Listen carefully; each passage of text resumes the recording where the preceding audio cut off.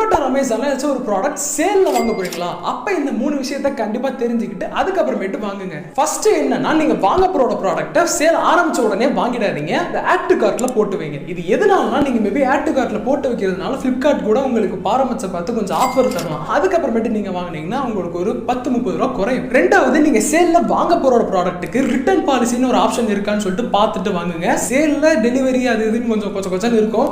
So அந்த நேரத்தில் maybe உங்க ப்ராடக்ட் உடஞ்சி வந்துருந்துச்சு அப்படின்னா இந்த ரிட்டர்ன் பாலிசி போட்டு உங்க ப்ராடக்ட்டை மேபி நீங்க ரீஃபண்டும் பண்ணிக்கலாம், இல்லை அதே ப்ராடக்ட்டை கூட நீங்க வாங்கிக்கலாம். மூணாவது, நீங்க சொன்ன எல்லாத்தையுமே நான் செஞ்சுட்டேன் ப்ரோ, என் ப்ராடக்ட்டை என் கையில் இருக்கு, அன்பாக்ஸ் மட்டும் தான் பண்ணணும் அப்படின்னா வெயிட், உங்க போன்ல ஒரு வீடியோ எடுத்துக்கோங்க. ஏன்னா நீங்க ஆர்டர் பண்ண ப்ராடக்ட் உள்ள ஒரு சோப்போ இல்ல செங்கலோ இல்ல ஒரு மண்ணோ வச்சிருந்தாலும், இல்ல நீங்க வாங்கின ப்ராடக்ட் மேபி டேமேஜ் ஆகி வந்திருந்தாலும் நீங்க எடுத்த இந்த வீடியோவை காட்டி உங்க செல்லர்கிட்ட ரிட்டர்ன் வாங்கிக்க முடியும். நீங்க எங்க போறீங்க? ஆணி புடுங்க. ஆணியே புடுங்க வேணாம், வாங்கடா.